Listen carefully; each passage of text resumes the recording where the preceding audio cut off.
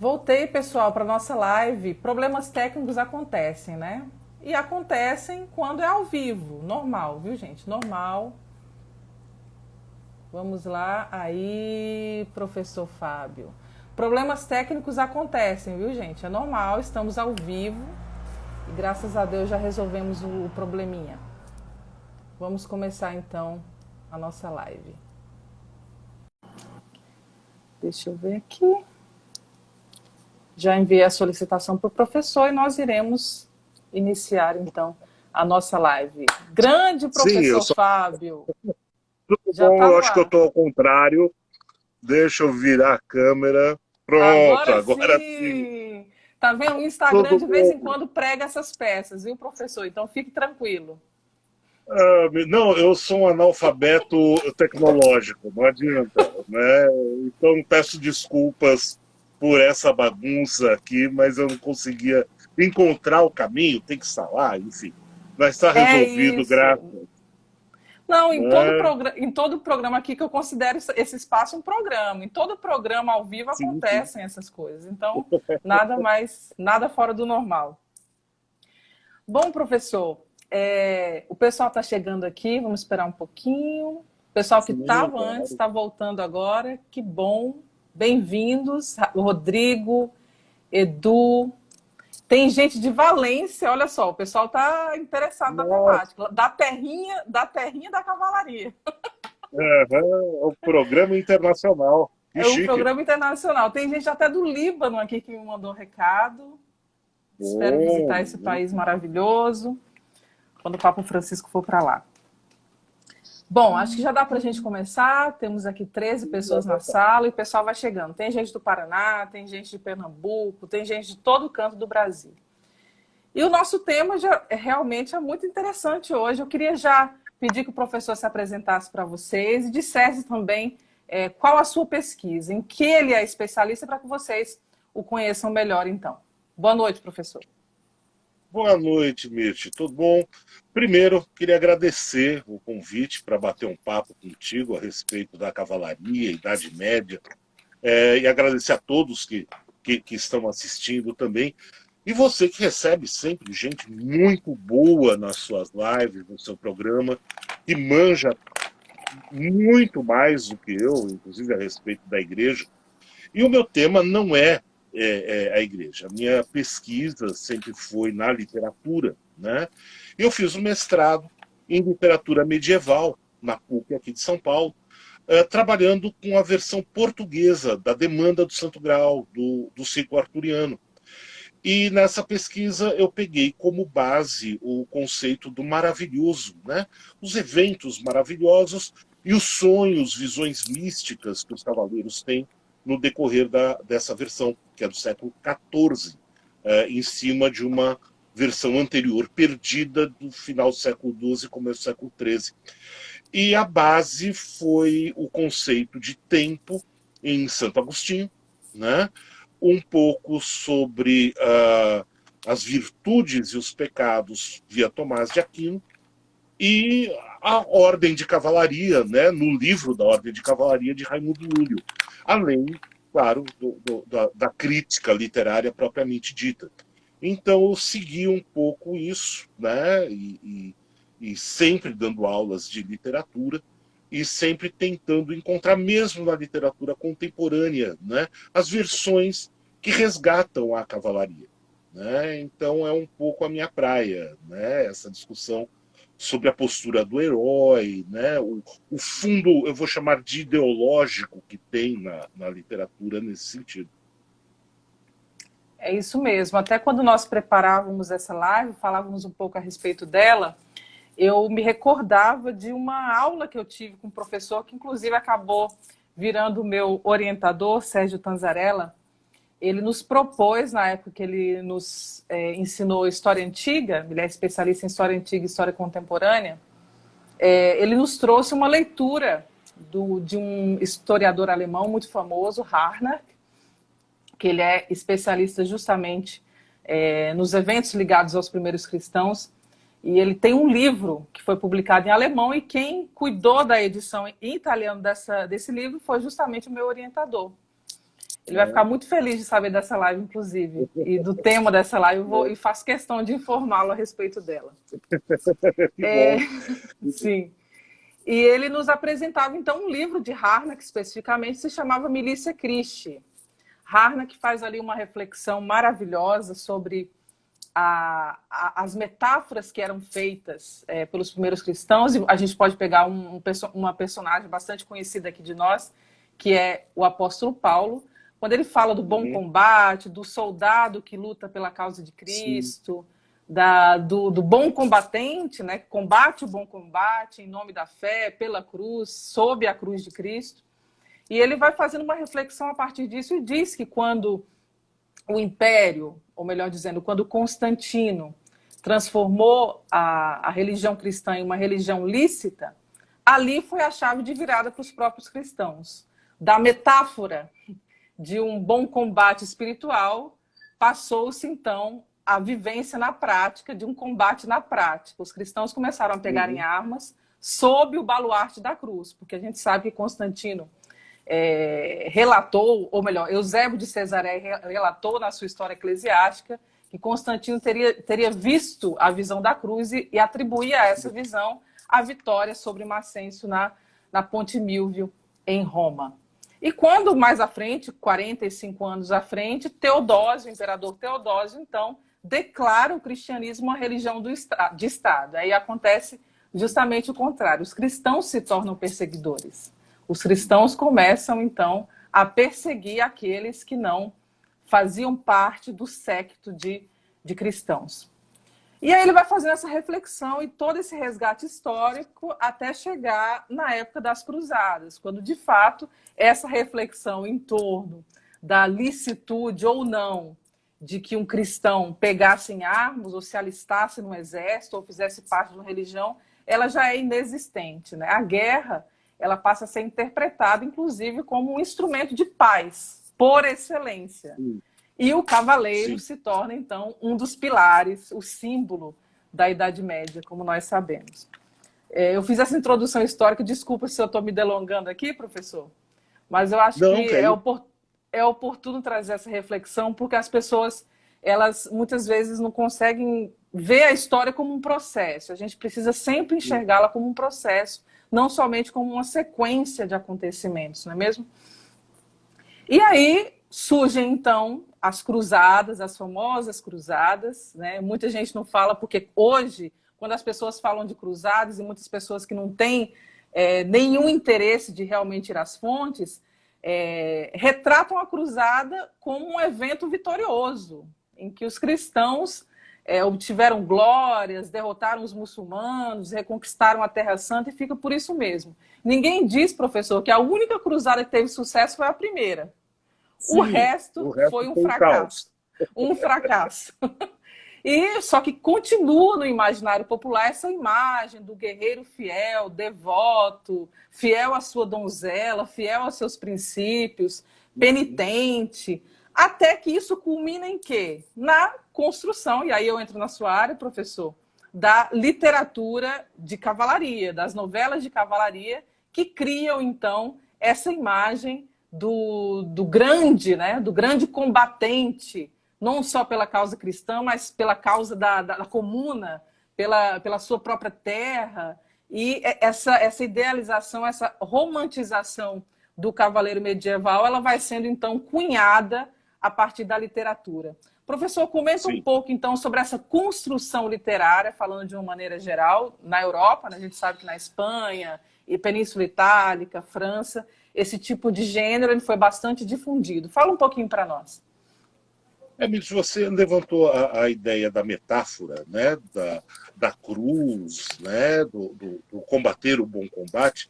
Eu lembrei que, se eu não me engano, em Paulo, ele fala explicitamente em usar o escudo da fé, né, o elmo da verdade, alguma coisa assim, né? Mas cada peça da vestimenta do soldado ter uma representação religiosa, uma representação cristã, né? E isso é transposto para a ideia do cavaleiro, né? Isso é claramente descrito né, nas novelas do ciclo arturiano. A literatura, eu acho que a gente podia começar de outra forma, buscando alguns fundamentos, né? O primeiro deles é o Aristóteles, né? Quando ele diferencia história de literatura na poética. Né? O Aristóteles ele fala que a história é o relato dos fatos que aconteceram, e a literatura, ou ele fala da tragédia, mas a gente pode ampliar para a literatura, é o relato dos fatos que poderiam ter acontecido. Né? Então, esse é um primeiro ponto. Né? Toda a literatura é uma leitura individual, de certa forma, né? De um autor. Claro que quando nós falamos numa novela de cavalaria, como o ciclo arturiano, e eu estou pensando na demanda portuguesa, na qual nós não conhecemos o autor, né? Mas toda a novela, toda a literatura até hoje representa uma visão pessoal, né? A respeito de um momento, a respeito de um fato, e, claro, envolta em valores de um determinado período. Então a gente precisa contextualizar. Né? Não dá para falar da novela. O autor que hoje fala do Cavaleiro vai falar o Cavaleiro, quer queira, quer não, sob um olhar do século XXI. Né?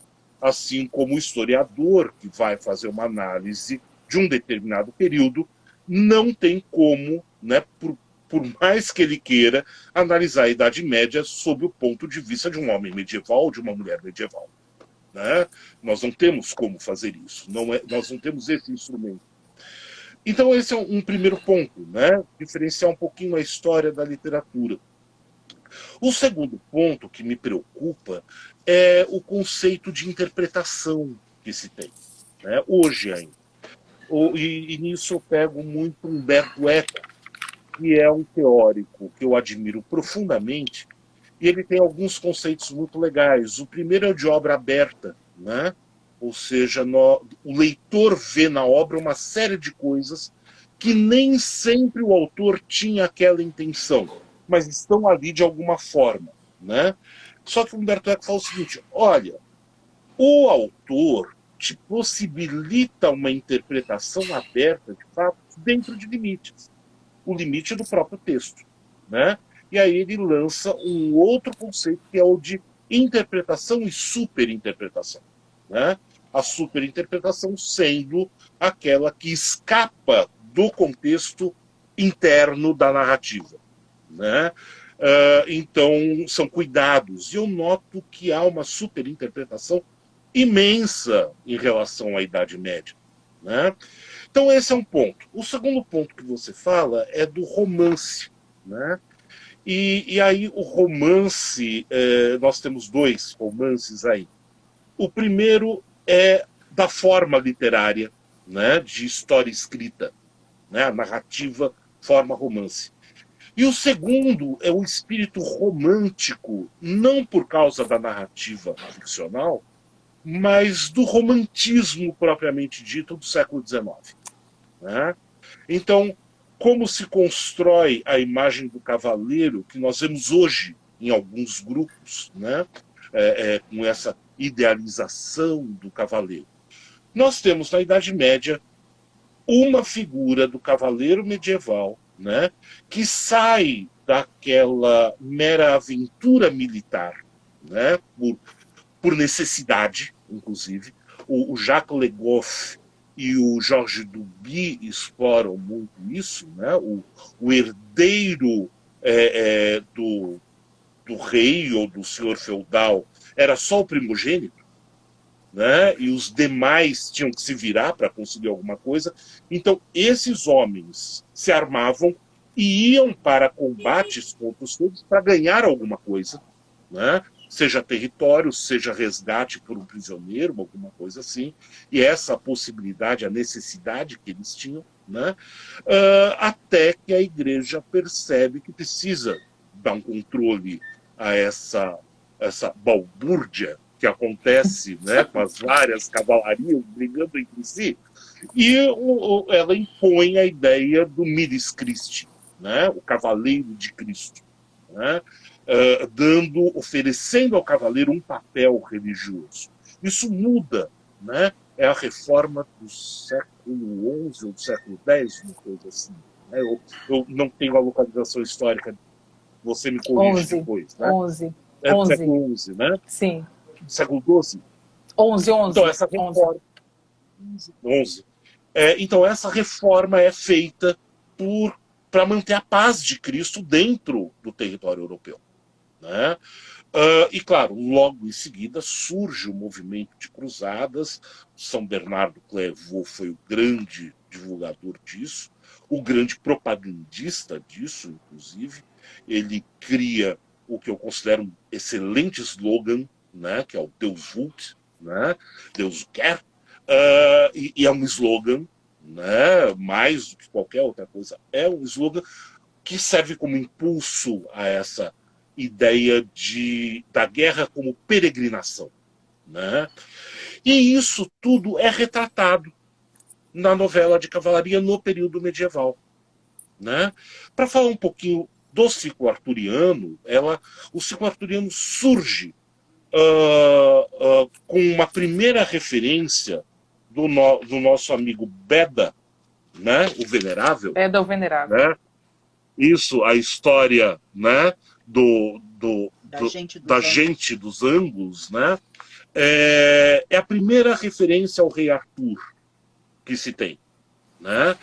E a partir daí começa a se construir uma série de narrativas envolvendo não só o rei Arthur, como a outras figuras dessa suposta história. Né? A gente não sabe. Idade Média e história é uma coisa assim que não combinam muito bem, né? Exato. As A criação crônicas eram tudo menos história. Menos história, né? Que se perde da antiguidade, né? A ideia de Políbio, a ideia de Tucídides, tudo isso se perde. Mas a partir de Beda se constroem as canções de gesta, né? As canções de feitos, de guerra e tudo mais, com um extrato pagão, né? Um substrato pagão, celta principalmente. A figura do mago Merlin, né? É eminentemente um celta, ele é um sacerdote pagão. Né? Mas, com o passar do tempo, há uma cristianização dessas narrativas, até que chega no século XI, XII, com o Chrétien de Troyes, que forma o corpus como nós conhecemos hoje do ciclo arturiano já cristianizado.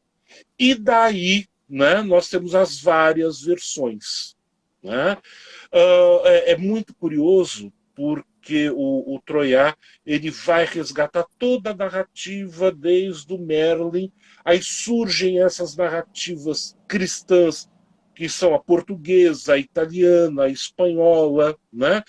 E muito tardiamente, já no final da Idade Média, século XV, né? Bem no finalzinho, nós temos a versão que é considerada definitiva, que é do Sir Thomas Malory, A Morte de Arthur.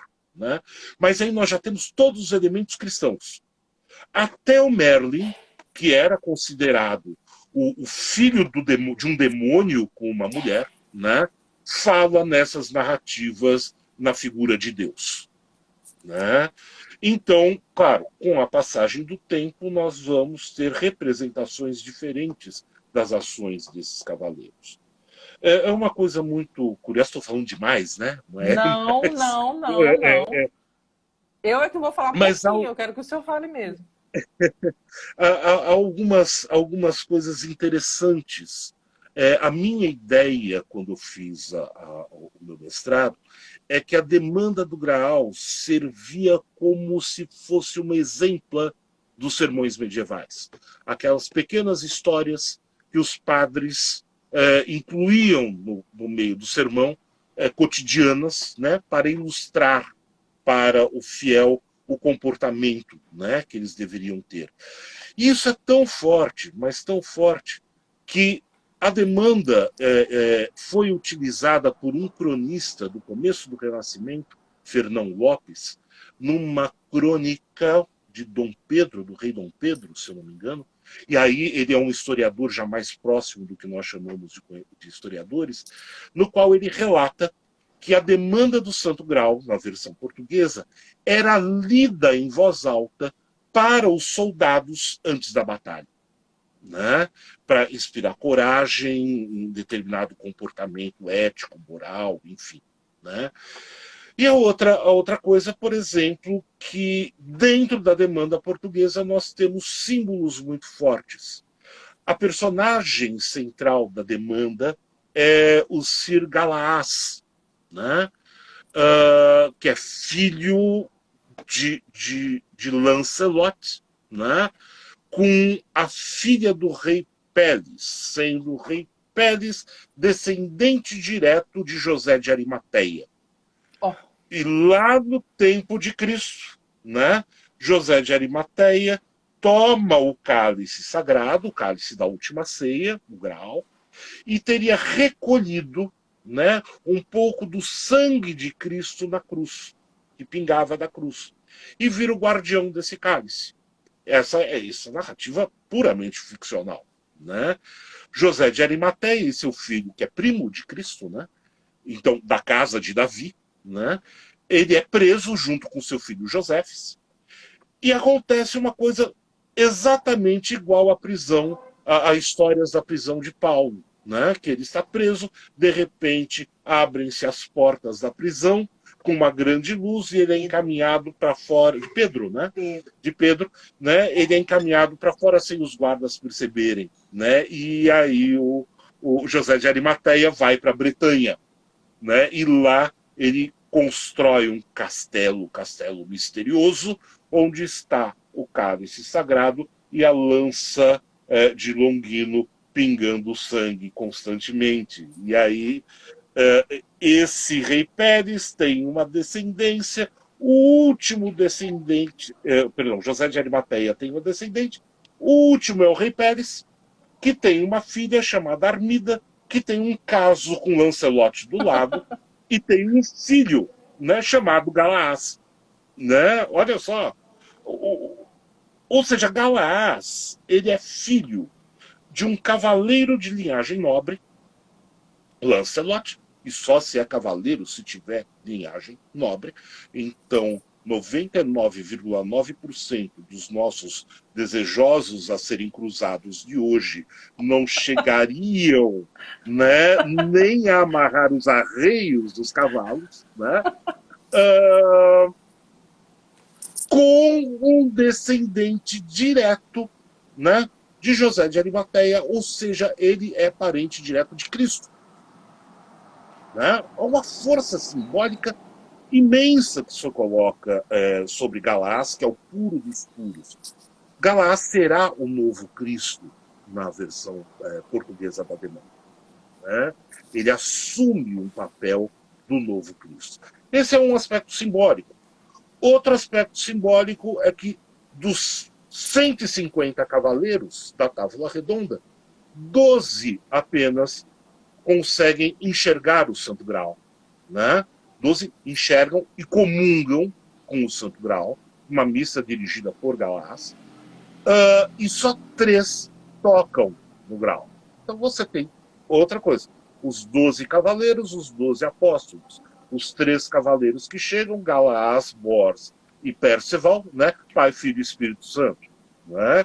É todo um imaginário claramente religioso, né, que tem uma função religiosa, né, ou seja, de levar ao ouvinte, né, não eram leitores, né, que nós tínhamos na Idade Média, né, mas levar ao ouvinte esses valores maiores, superiores. O curioso, o Mirti, é que, com o passar do tempo, né, ou seja, nós vamos ter aí final de Idade Média, começo de Renascimento, né? Temos a figura do Cervantes, né? Com Quixote, enfim. Há no século XVI as aventuras, uma segunda Távola Redonda que tentam resgatar essas aventuras, mas isso esmorece um pouco, né? E ressurge apenas no romantismo, no século XIX. Né? Ressurge com força. Mas não no sentido necessariamente religioso, mas no sentido de que o espírito romântico buscava a ideia de uma identidade nacional. E a figura do cavaleiro era a figura daquele que combatia pela sua nação e formou originalmente a sua nação. Né? Seja na Alemanha, seja na Inglaterra, seja na Espanha. Né? Então, o romântico busca, né, na figura do cavaleiro, esse herói primeiro primitivo. E toda a cultura romântica está embebida nisso. A gente pensa nas óperas de Wagner. Né? O Wagner tem o Percival. Né? É claro que é completamente pagão. Né? O Lohengrin. Né? Nós temos uma tentativa de resgatar da Idade Média, né, essa figura que forma a identidade nacional. E o que nós temos hoje não é necessariamente o cavaleiro da Idade Média. É o cavaleiro relido pelo romantismo. Né? O romantismo vai imprimir a sua ideia de Idade Média, enfim. E depois o Eça de Queiroz tentou fazer isso no realismo. Tem um inédito dele que ele tenta reescrever a história de Galás. É um fragmento, mas, por exemplo, Galás do Eça de Queiroz é de uma brutalidade, de uma violência, de uma sede de sangue e de um prazer de morte. Né? Ele descaracteriza, dessacraliza toda a figura do cavaleiro, que no fim não era exatamente sagrado. Né? Então tem esses aspectos simbólicos, né, que montam a figura do cavaleiro com o passar do tempo. Ufa, não, imagina. Só uma intervenção mínima, minhas intervenções aqui são mínimas mesmo. Eu faço questão de dar o espaço para o convidado. E eu tava aqui anotando algumas coisas, porque eu peguei esse costume na Itália, né? Alguém está falando, eu estou aqui anotando para não esquecer e não perder o fio da meada.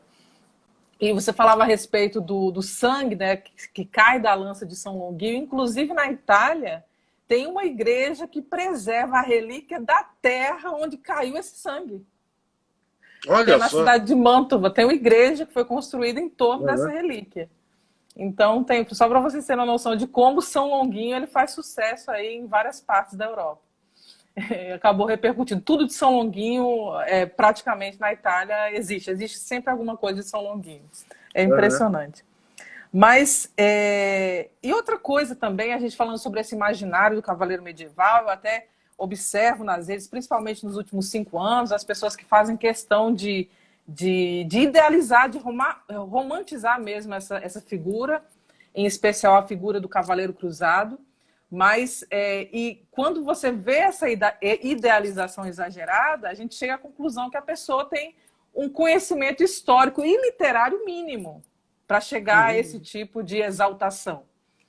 Eu dou um exemplo aqui, né? Claro que eu não vou poder falar de maneira aprofundada sobre as cruzadas, porque aí são várias cruzadas, eu teria que passar aqui um dia inteiro falando a respeito delas.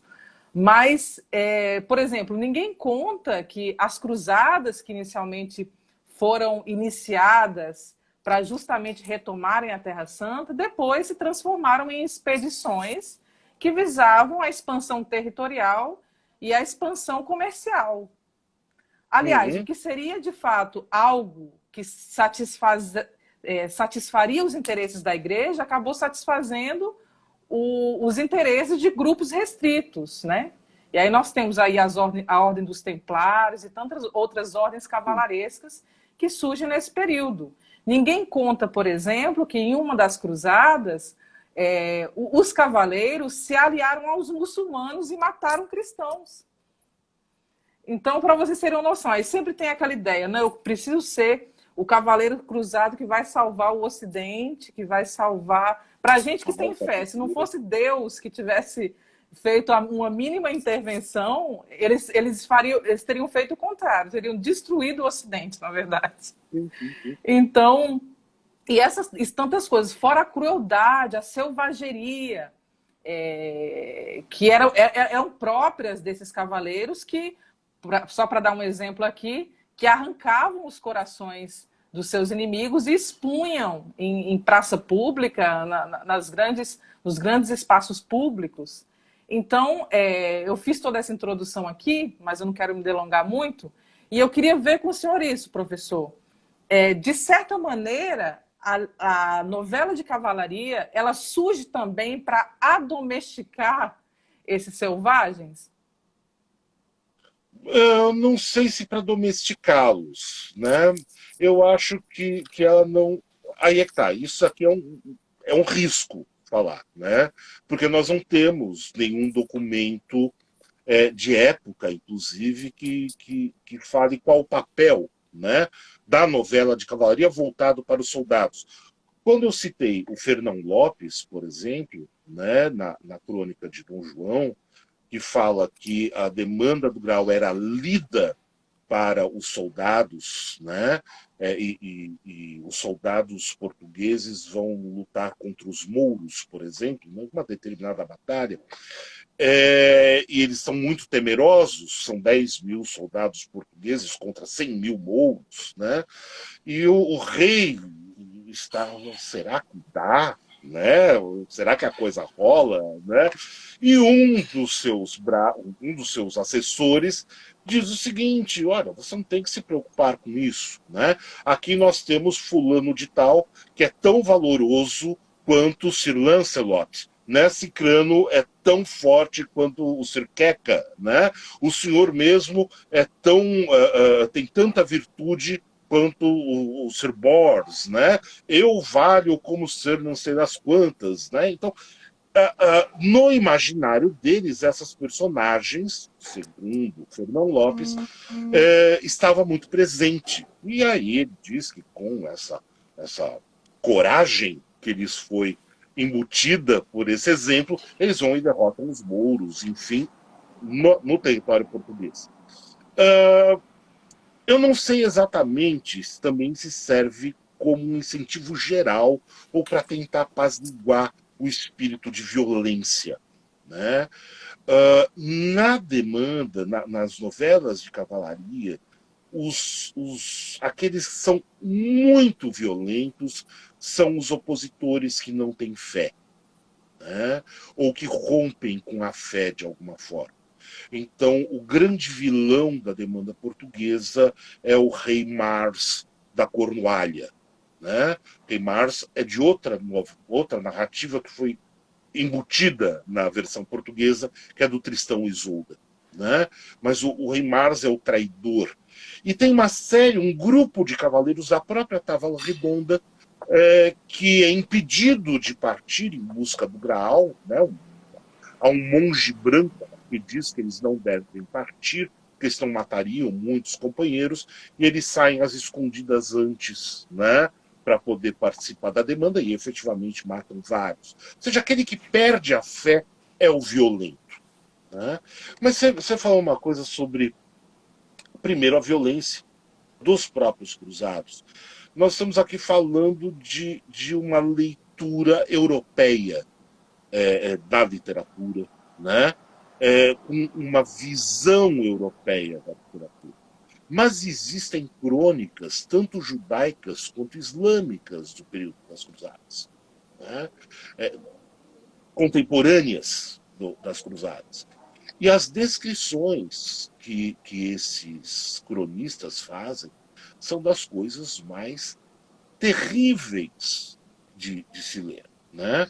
Há uma crônica judaica, eu não vou lembrar autores agora, mas diz que na primeira cruzada, né, os soldados francos, né, eram chamados de francos, não importava de onde viessem da Europa, né, chegaram em Jerusalém passando a população a fio de espada, e eles caminhavam pelas ruas com sangue até os joelhos. Né? Outra crônica, eu já não lembro qual das cruzadas, que chega em Jerusalém, os judeus fogem, entram na sinagoga, e os soldados cruzados colocam fogo na sinagoga com todo mundo dentro e matam todos. né? Numa crônica islâmica, de um cara que conseguiu fugir, né? Ele descreve soldados abrindo as barrigas das mulheres grávidas e arrancando os fetos de dentro da barriga vivos e batendo contra os muros, né? Ou seja, tá mesmo. Aí é que tá. Temos que tomar cuidado, né? A crônica também é uma obra literária e também tem que ser vista no contexto. Eu não sei até que ponto tudo isso pode ser 100% real ou com falseamento, assim como as novelas de cavalaria. Mas a existência desse tipo de narrativa revela muito, né, das diferenças culturais que existem e um conflito muito grande que existiam entre essas culturas, né? Na Idade Média, os islâmicos e os judeus se davam até tranquilamente, né? Não havia grandes conflitos, mesmo na Europa, né? Mas a chegada dos cristãos ali cria uma cisão, né? Outra coisa, você fala da aliança dos cruzados com o Islã, né? Com muçulmanos. E eu lembrei que na morte de Arthur, né, existe uma personagem que é um cavaleiro negro, negro em todos os sentidos, a armadura dele é negra e a pele dele é negra, que combate, né, todos os cavaleiros cristãos. E ele diz que quando for vencido por um cavaleiro cristão, ele se converte. Ele é um muçulmano, né? E a promessa que ele faz, ele é um de não sei quantos filhos que saiu à aventura, né? E ele só se submeteria se fosse vencido por um cavaleiro cristão. E ele vai ser vencido por um cavaleiro depois, se converte, né? Se torna cristão e tudo mais, que é outra peça, vamos dizer assim, publicitária, né? Uh, Aliás, falando ainda na questão do símbolo, as armas de Galaás são as armas não só dos cruzados, mas são as armas dos templários, né? Ele tem um manto branco, o seu escudo é branco com a cruz vermelha, né? E ele tem também essa questão dos cruzados, que você colocou, Mirti, que num determinado momento vira algo comercial e tudo mais, é verdade, né? O interesse passa a ser outro, né? Mas como isso, o que isso significa para a cabeça dos jovens cruzados, né? É isso que me pega um pouco, né? Por que esse resgate, né? E exatamente de figuras tão complicadas, né? Como foram os templários. Existem teorias muito loucas rolando por aí.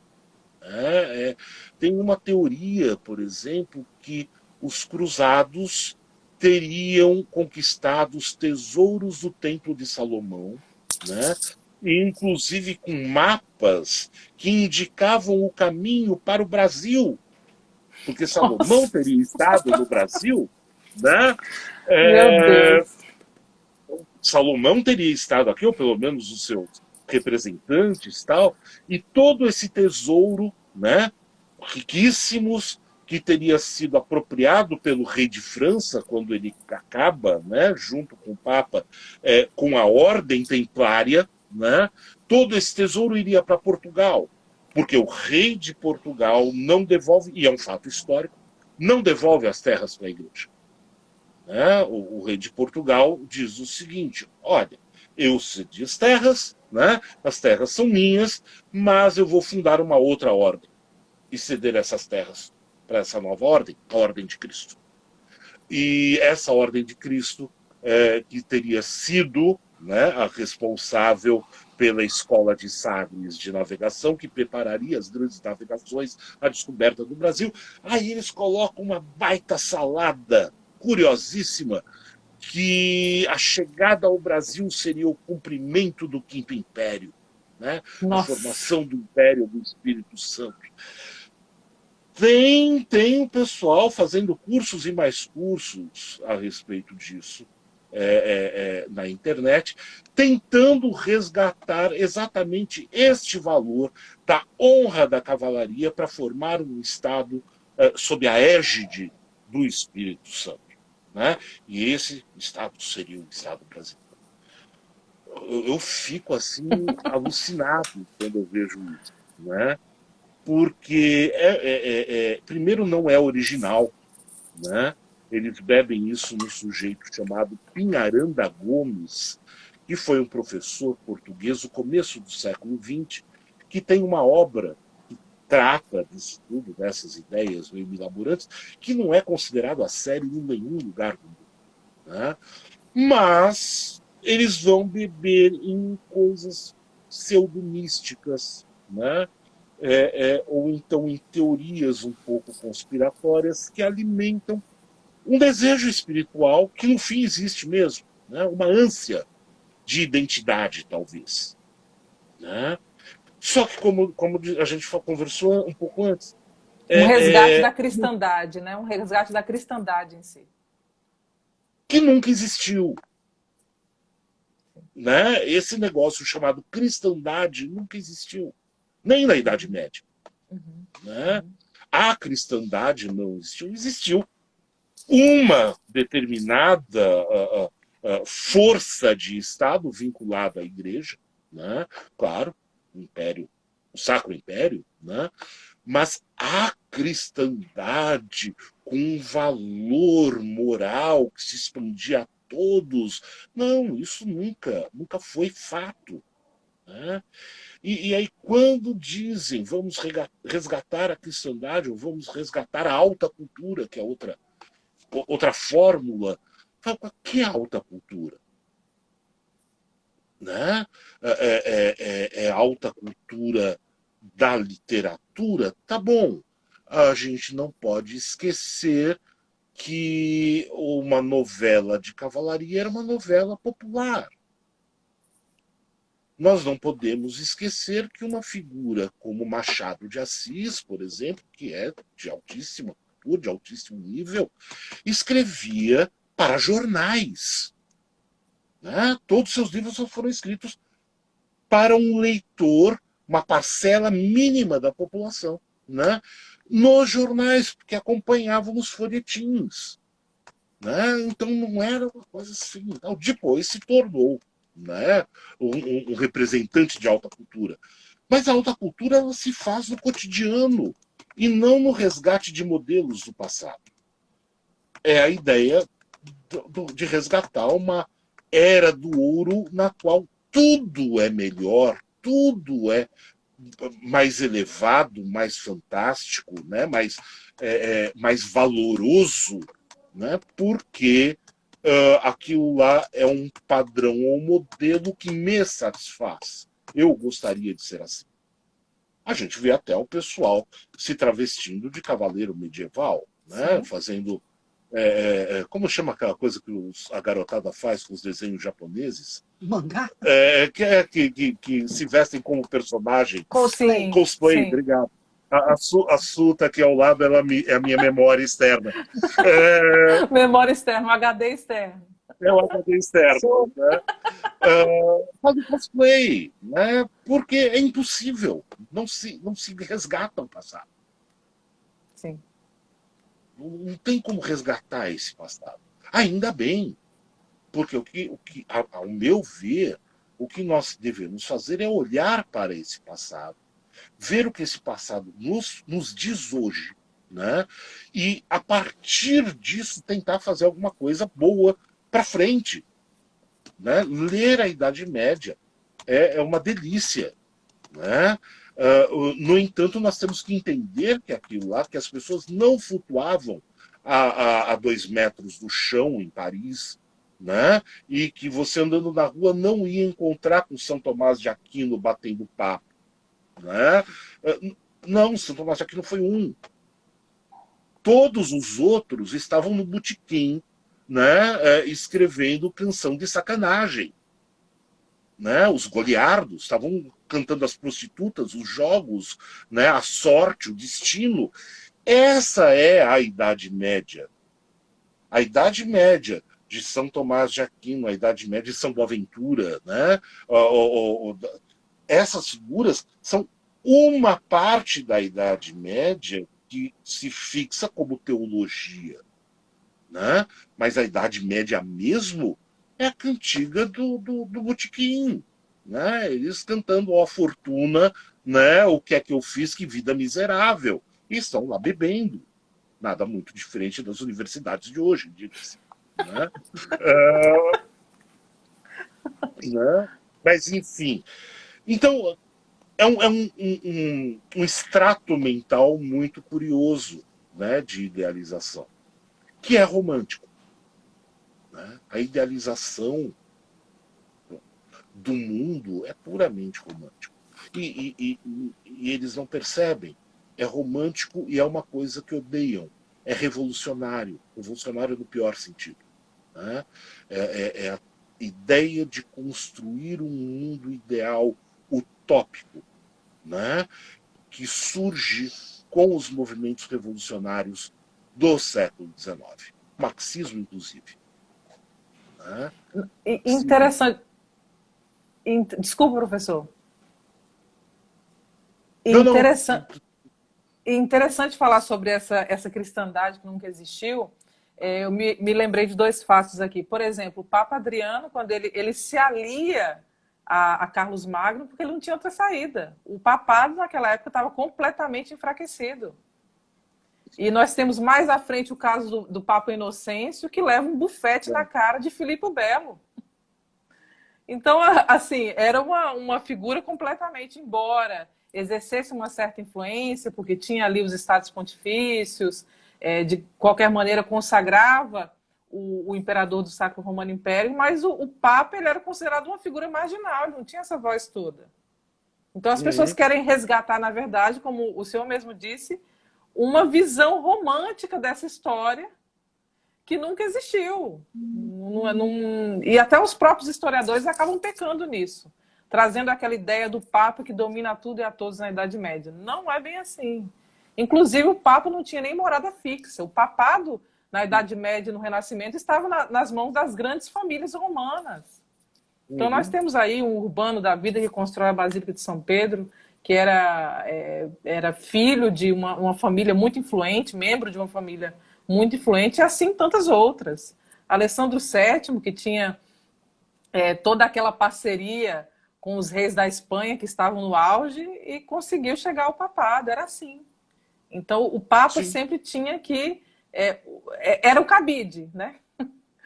Como tem o cabide eleitoral hoje, existia. O Papa precisava se aliar a certas forças para poder chegar onde ele queria. A verdade era essa, né? Existia um respeito, né? Porque nós estamos falando aqui até 1517 de uma Europa completamente cristã, mas tem esses pormenores que muitas vezes as pessoas esquecem de tratar.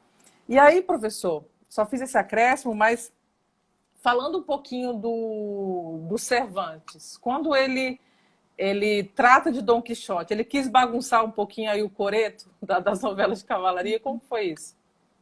Olha, ele bagunça o coreto, porque aí é que tá, né? O Cervantes ele já é um homem do Renascimento, né? Ele já tem outra mentalidade, né?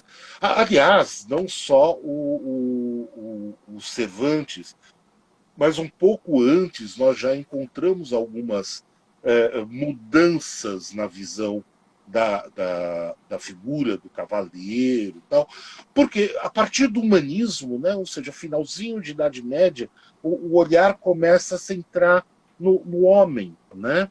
Eu lembro do Gil Vicente, do português, do teatro, que ele olha o homem meio que ridiculariza, né, esses ideais tal, ainda que louve, por outro lado, algumas figuras no alto da barca do inferno, né, ele faz desfilar, tem a barca do inferno, a barca do purgatório, a barca do paraíso, e os mortos vão desfilando, né, e o diabo e o anjo ficam discutindo sobre o pecado de cada um, e todos são condenados praticamente, né, o banqueiro, um frade, porque o frade bebia demais e saía com mulheres, né?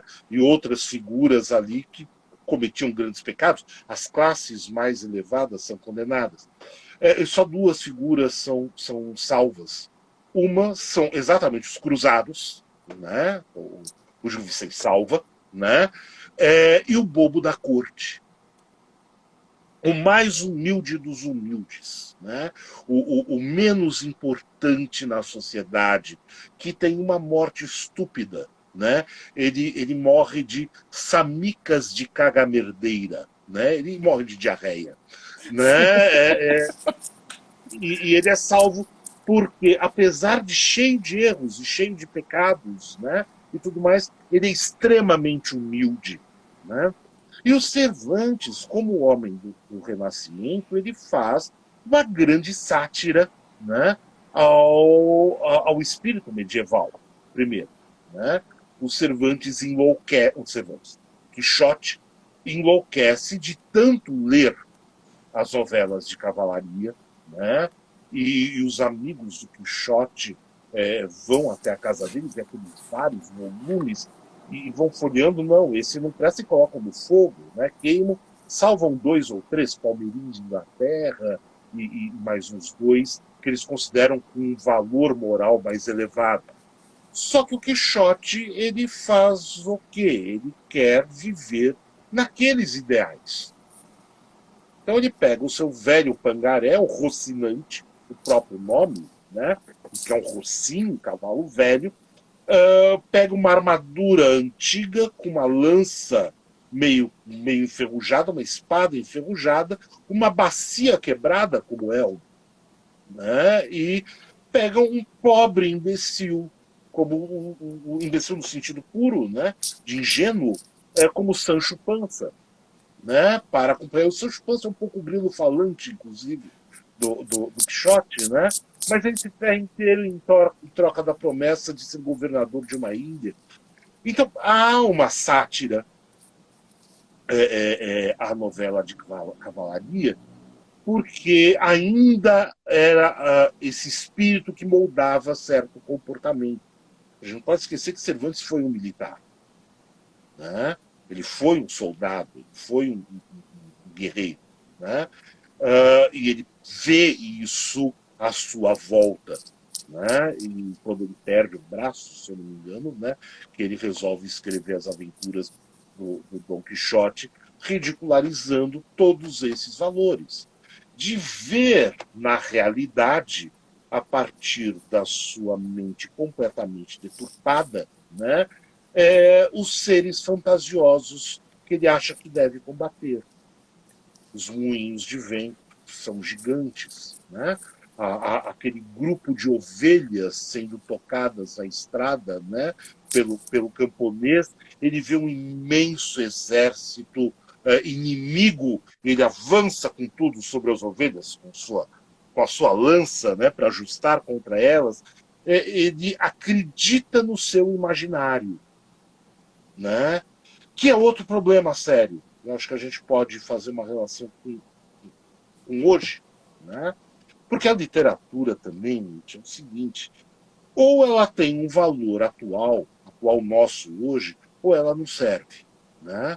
Falar da novela de cavalaria, falar de Cervantes, ou falar da Ilíada, não teria sentido se ela não pudesse ser vista com os nossos olhos, né? Então ela tem um valor que não é o seu valor originário, vamos dizer assim, mas como ela continua representando uma série de coisas para nós, né? E eu falo o valor de hoje porque há uma outra tendência que se fala em educar o imaginário, né? E esse educar o imaginário é extremamente perigoso para pessoas que não têm uma base de leitura boa e não têm referências sólidas, seja em história, seja em filosofia, seja em Aí viram Dom Quixote, né? Quixote, né? Começa a acreditar nesse imaginário, né?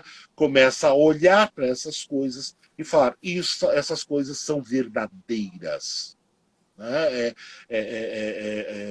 Se aproximar do Quixote tentando ser o Cervantes. É impossível. Né? Mas há uma linha, hoje muito atual, que grupos conservadores, vamos dizer assim, usam, né? Que querem que você se aproxime de uma obra nu, puramente. E não dá.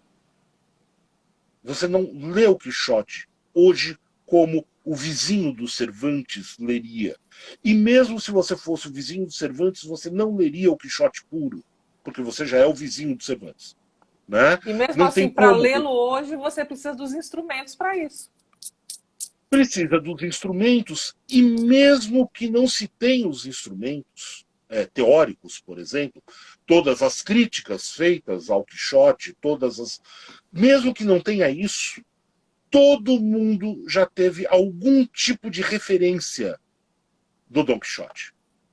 Seja no desenho animado, tem vários, Na peça né? da Broadway. Seja da peça da Broadway, seja da versão que o Miguel Falabella fez para o teatro, no qual o Quixote, curiosamente, está internado em um manicômio, é um musical, né? É o Cavaleiro da Mancha, né? Muito boa, por sinal. Seja no meme do Facebook, né? Que é o moinho de vento com um triste cavaleiro com a placa com um cavaleiro cortado, proibido cavaleiros andantes. Né? Ou seja, o Quixote não pode lutar contra moinhos de vento. Né? Nem que seja isso. Todo mundo tem algum tipo de referência, né? Mesmo que seja um tipo de referência um pouco de viés. Isso já interfere numa leitura. Né? Então, não dá para você tentar se transformar no Cervantes. É impossível. Né? Eu lembrei, desculpa, vou fazer um paralelo que tem a ver, mas não tem a ver ao mesmo tempo. Mas eu lembrei de um conto do Jorge Luiz Borges, né? Que você me disse uma vez que é o autor favorito do Santo Padre, Papa Francisco. Exatamente, né? Exato. Mas um conto do Borges, eu não lembro, Pierre Menard, autor do Quixote, é o título. Pierre Menard, autor do Quixote. Ele cria esse Pierre Menard no século XX, que quer escrever o Dom Quixote. Não escrever com as suas próprias palavras. Ele quer escrever o Dom Quixote igualzinho o Cervantes escreveu no século XVI. Palavra por palavra, pausa por pausa, vírgula por vírgula, parágrafo por parágrafo, sem tirar nem pôr. Igualzinho. E para isso ele vai tentar ser o Cervantes. Né? Ele tenta viver como Cervantes, mas ele não tem como ser um soldado, ele não tem como ser isso e tal. Ele vai estudar o espanhol cervantino. Né? E ele escreve o Quixote, né? Igualzinho ao que o Cervantes escreveu no século XVI. E a sua conclusão é que, mesmo que o Quixote, escrito no século XX, sem a mudança de uma vírgula, né? Mesmo que esse Quixote seja idêntico, o simples fato de ter sido escrito no século XX faz desse Quixote um Quixote completamente diferente daquele de Cervantes no século XVI. E aí o Borges, muito safado, né? Muito sacana, ele coloca o trecho do Cervantes, né? E faz a análise do trecho do Cervantes, depois coloca o trecho idêntico do Pierre Menard e faz uma análise completamente diferente, né? Do mesmo trecho de dois autores, né? Porque os tempos são diferentes. Né? Então, é uma complicação, né? Tentar viver algo que é impossível. Né? E isso cria quase que uma esquizofrenia. Né? As pessoas querendo agir de uma forma. Né? E resgatando símbolos do passado. Né? Desculpa, é daqui para frente. Isso tudo é ótimo como parte de uma tradição que nos alimenta e nos faz bem, e nos enriquece. Só que o que fazemos com essa tradição agora? Sim. Sim. Né? Sim. Ter em mãos para fazer parte de um clube exclusivo. De uma confraria dos perfeitos. De uma confraria. Né? Nós usamos nossos suspensórios com gravatas borboleta, fumando nossos cachimbos, né? E falando latim. Né? Não tem muito sentido. Sim, sim. Não, eu lembrei de uma frase de Michel de Certeau, muito interessante, trazendo para o meu campo, que é a história, quando ele reflete sobre a subjetividade da fonte em si. Ele diz o seguinte, que a operação historiográfica, eu não sei se a gente pode transferir a mesma reflexão para a literatura, ela, na verdade, é uma destruição do passado.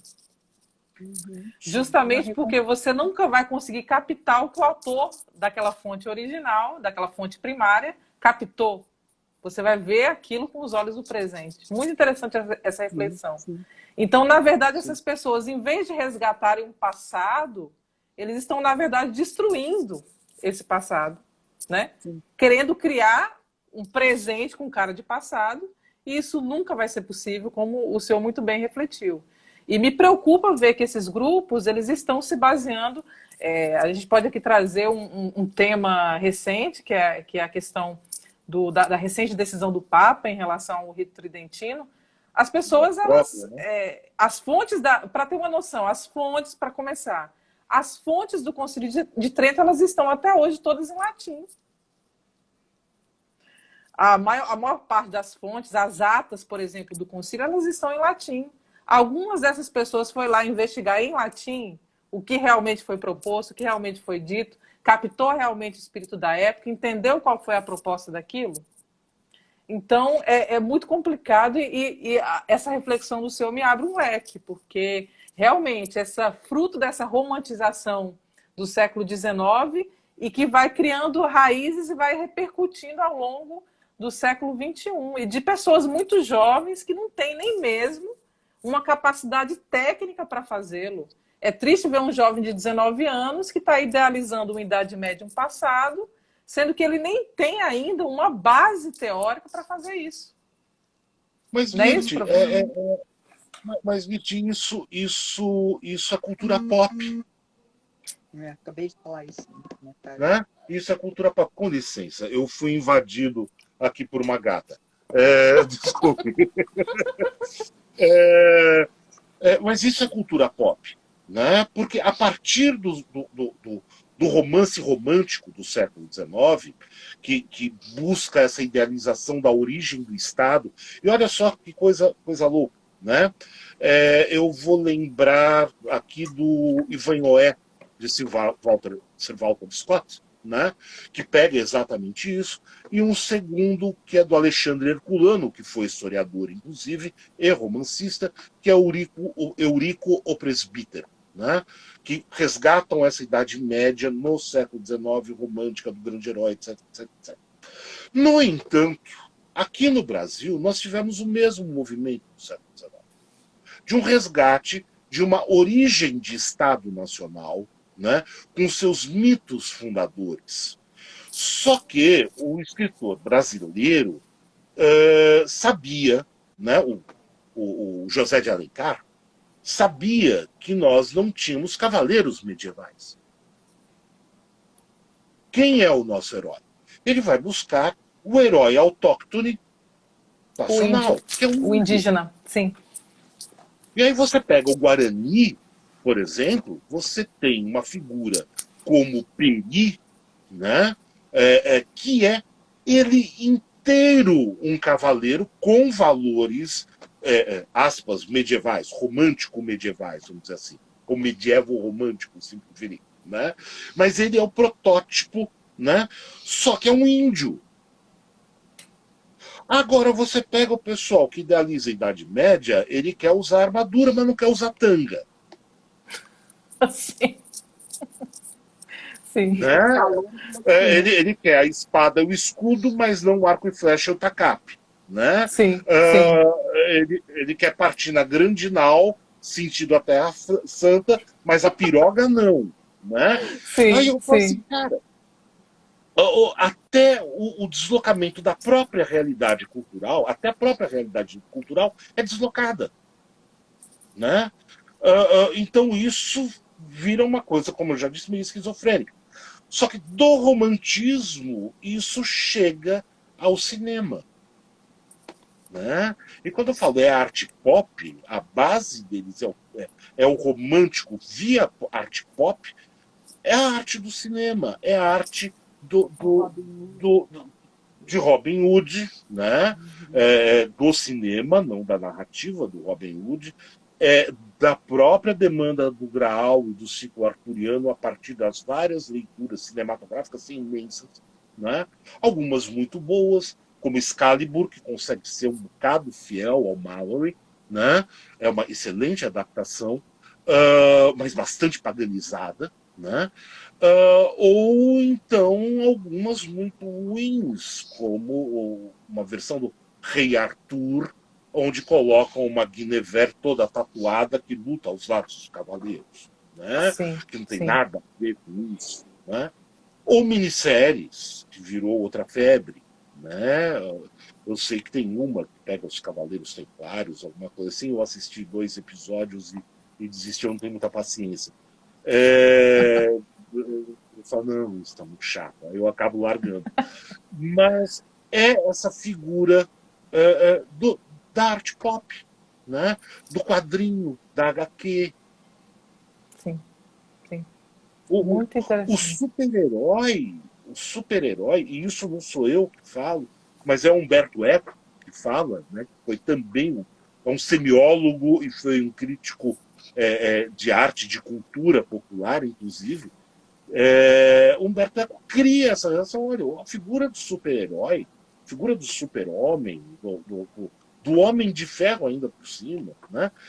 Com as suas vestimentas especiais, os seus poderes especiais, é um deslocamento desse grande herói romântico, né? Que tem uma capacidade de salvar o pobre, o fraco, o oprimido, em nome de um mundo melhor.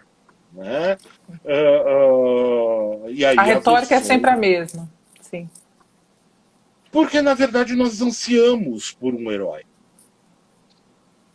Aí chega no Sebastianismo. Né? sim, Nós sim, sim. ansiamos por um herói. É verdade. A Su aqui, a Su murmurou uma coisa, aí chegamos no sebastianismo. É verdade, nós chegamos. Né? Nós chegamos à ideia do retorno do rei, que já acontece Em no ciclo Arthur. arturiano. Né? Que já acontece no ciclo arturiano. O rei Arthur morre, né? É levado para Avalon, né? A terra mítica, e todo mundo espera o retorno de Arthur para resgatar a Bretanha, resgatar a humanidade. Nós vivemos outra coisa, que é o sebastianismo. Nós esperamos o retorno de Dom Sebastião, que, pobrezinho, né? Ele sumiu no meio de uma cruzada contra os mouros do norte da África, porque era um pato, né? Sim, Não era um sim, herói. sim, Né? sim. Ele foi lá, vamos lutar. Altamente religioso, né? Ele acreditava mesmo que estava lutando pela cristandade. Ele vai com os seus cavaleiros do norte da África defender Cristo, né? Mas ele não era casado, não tinha filhos, era virgem até onde se fala, né? E desaparece em Alcácer Quibir. Né? Aí o seu herdeiro é um clérigo, né, de 70 e tantos anos, que vive mais 2, 3 anos. Quando morre, a sucessão é do rei espanhol. Né? E aí Portugal deixa de existir durante 70 anos, 60, 70 anos. Só que esse espírito da volta do grande rei heróico salvador ainda está presente. É uma outra projeção que nós alimentamos no nosso cotidiano. Né? Sim, Então sim. são. Nossa, Mitch, a gente está saindo assim da Idade Média para o super-herói, para a cultura pop e tal. Mas Mas é isso, tá interligado, tá? Mas esse é um modelo de comportamento que eu acho que reflete um pouco o pessoal que faz o crossdresser templário. Sim, Né? sim. Crossdresser, né? É o Templário. crossdresser, sim. Né? Esse desejo de algo heróico que não existe, na verdade. Né? Sim. Mas é muito mais simples, né? O alimentar imaginário. Então, eu acho que é uma visão sem referência, infelizmente. Fantástico, professor. Eu quero ver se alguém tem alguma pergunta para fazer, porque tá fantástica essa live aqui. O pessoal tá escrevendo bastante, só que eu não consegui acompanhar. Se alguém tiver alguma pergunta para o professor, dentro do Deixa eu tema que ver. nós tratamos até aqui, por favor. Se a Su vê alguma pergunta aí, pode soprar, Su. Por Se achar favor, aí antes porque de eu não mim. estou conseguindo encontrar aqui. Antes da gente, que a Su é o nosso HD externo, né? Então ela Aham. pode auxiliar a gente aí. Tem muita gente, eu vi que tem muita gente comentando. Vamos lá, gente, a roda de perguntas para a gente.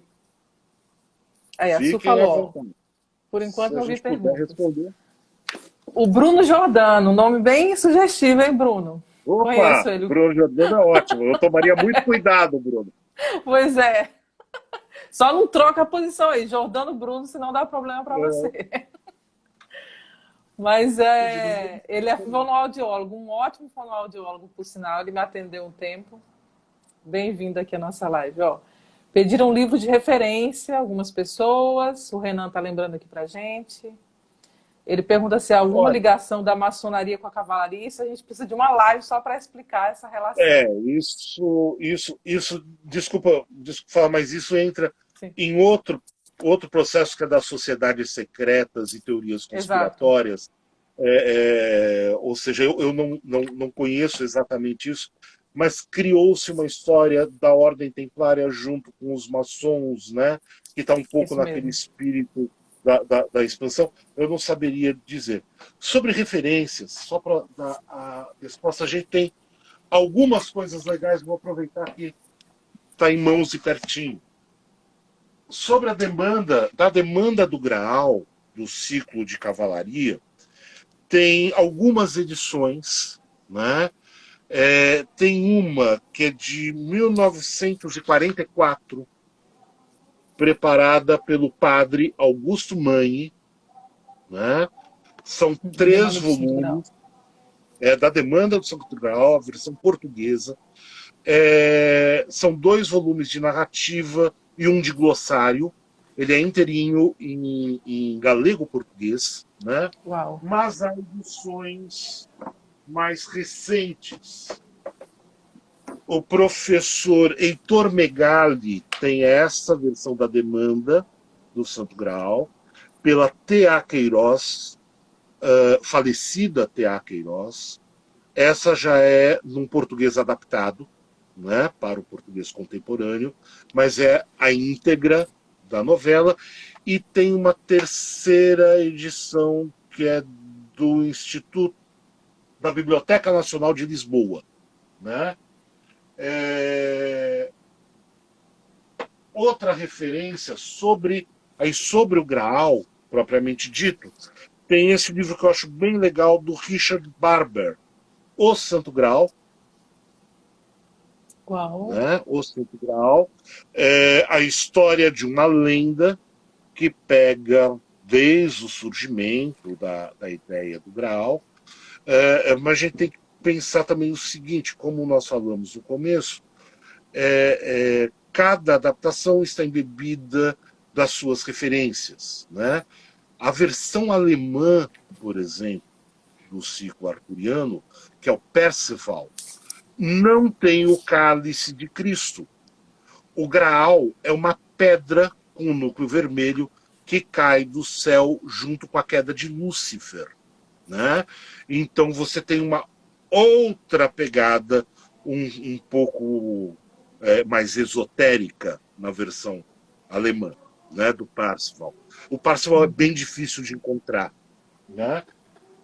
Sobre cruzadas, tem várias coisas, só que está um pouco inacessível. Deixa eu ver aqui se eu encontro. Eu acho que eu vou ter que passar para você, Medicele, depois por escrito. Sim. Né? Pode me passar a lista, que aí eu coloco na descrição da live gravada. Eu coloco as Né? referências, não tem Porque problema. sobre cruzadas Tem várias coisas, tem do Steve Russiman, que é considerado uma clássica, a História das Cruzadas. Tem uma mais Boa. atual, que é boa, tem uma mais atual que é uma resposta ao Russiman, né? Ele identifica alguns problemas e o autor, esse outro autor já é de uma linha marxista, o Russiman é conservador, né? E aí ele dá algumas respostas ao Russiman. Tem uma clássica que eu considero mais uma curiosidade, mas para entender o espírito romântico é interessante, que é o Michelet, né? O historiador francês do século XIX. Né? O Michelet tem uma história das cruzadas que é divertida, enfim, para se ler, mas não é confiável como fonte, já se sabe muita coisa além disso. Sim.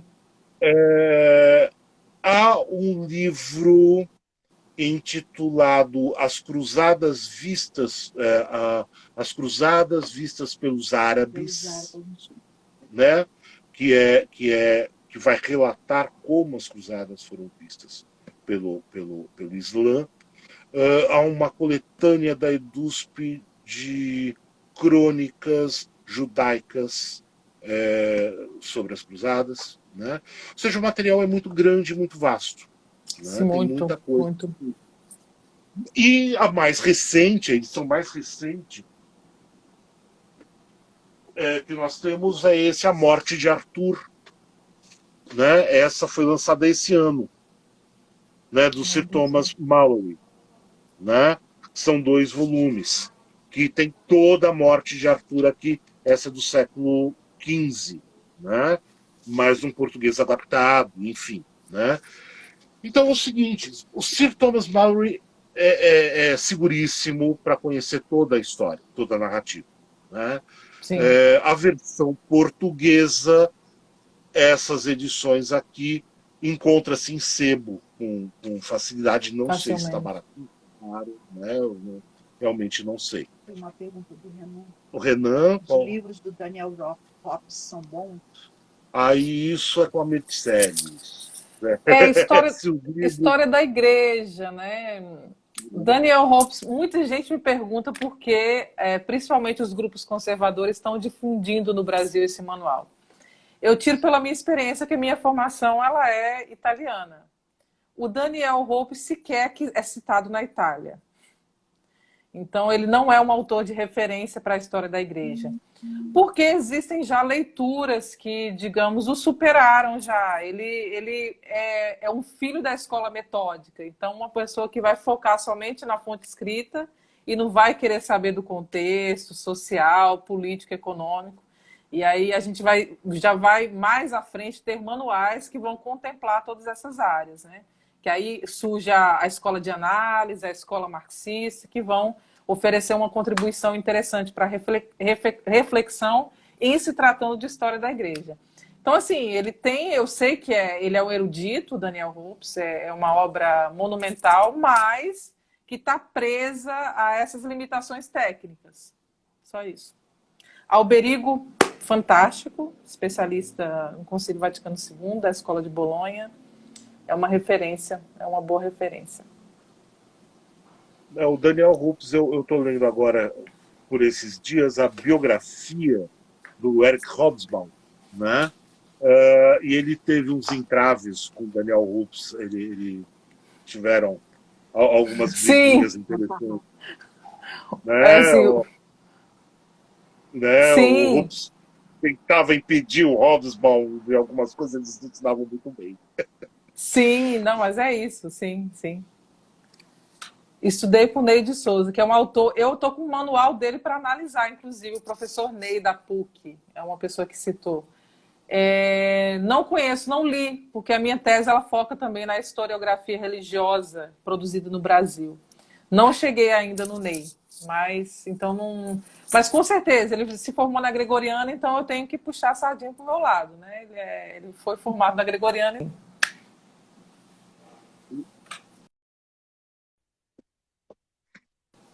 Então, mais alguma pergunta, gente?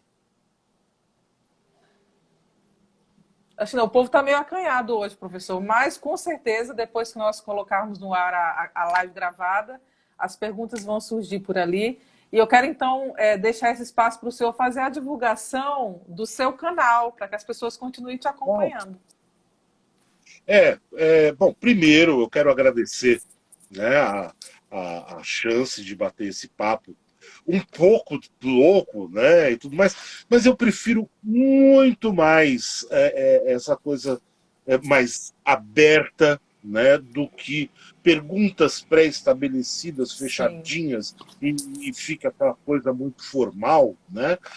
Eu gosto um pouco desse espaço de improviso e do risco que isso significa, né? Não existe discussão intelectual sem correr riscos, né? sem Nós dúvida. Sim, precisamos correr riscos. É a melhor parte. E quando está errado, alguém chega e fala, mas isso está errado, mostra por que a gente fala. É verdade, está errado, me desculpe. Né? Ou então sim. rebate. Sempre é dessa forma que se constrói, né, o conhecimento. Então, primeiro eu quero agradecer, né, muito a você, Mirt, que eu admiro profundamente, né, acompanho os seus artigos a respeito do Vaticano. Eu fico assim, falando, nossa, cara, né, quando eu crescer, né, eu É quero o ficar igual. contrário, hein? Olha que é o contrário. Não, mas eu realmente admiro, não é jogar confete, né? Que é uma coisa que eu não costumo fazer. Mas eu quero agradecer exatamente por isso, porque eu sei que você é uma pessoa de extrema capacidade, de uma seriedade intelectual a toda prova. Né? Vejo até as brigas que existem por causa dessa seriedade. E eu acho que depois desse papo vai ter um pessoal dando pulo de 3 metros de altura. Eu Sem espero que dúvida. sim. Que nós Espero que tocamos sim. no coração do mito, né? Que são as cruzadas. Mas é legal, é legal. Sim. E falar para todos que nos acompanharam que é o seguinte: eu tenho um canal no YouTube, né? Toda quarta-feira eu faço uma live sobre literatura. Qualquer coisa, qualquer tema literário, eu não tenho nada pré-estabelecido, mas já falei de Idade Média, já falei de Borges, já falei de Cortázar, já falei de Machado. Então eu pego geralmente um autor ou um tema, né, e discorro durante uma hora e pouquinho a respeito desse tema, mas como a ideia de indicar caminhos de leitura ou possibilidades de interpretação de um determinado autor, de um determinado texto. Né? Então, procurem no YouTube, já tem 30 e tantas, 35 ou 36 lives, né? E eu estou à disposição, se quiserem, né? Tanto aqui no Instagram quanto pelo YouTube, Facebook. É fácil de encontrar. Quem quiser um contato, estejam à vontade. Se eu puder ajudar ou responder de alguma forma, eu fico à disposição. Quem quiser aulas de literatura também, eu estou aqui. Claro. Claro, revisor de textos. Nós temos aqui um. A gente faz umas coisinhas aí. É isso, gente. Olha, sigam o professor. Também você vai poder, depois que eu colocar a live gravada, vai poder ver o perfil dele no Instagram, que vai aparecer lá. E não perca essa oportunidade. O professor está se colocando aí à disposição de vocês. Olha, não é todo dia. Então, olha aí. Por favor, não perca essa chance. Sigam no mesmo em todas as redes, porque vale a pena e eu garanto que vale a pena. Quero agradecer mais uma vez por essa live maravilhosa. Olha, eu anotei Eu que várias coisas agradeço. aqui, por isso que de vez em quando eu abaixava a cabeça, porque eu estava anotando tudo, não queria perder nada. E foi uma honra tê-lo aqui nessa live, no meu estúdio do Instagram, como eu costumo dizer. E com certeza essa é a primeira de muitas. A gente está preparando, não vai divulgar agora, mas a gente está preparando uma outra para tratar Vai de um rolar tema alguma bem coisa legal. interessante. Vai rolar sim. Vai rolar alguma Obrigada, coisa gente, boa. pela participação de vocês. Obrigada, Su, nosso HD externo, nossa auxiliar aqui na live de hoje. Obrigada, Agradeço professor. muito. Agradeço muito, agradeço a todos que participaram e fiquem bem, né? Vamos em frente. É Valeu. isso. Boa noite. Fiquem com Deus aí. Boa noite. Boa noite.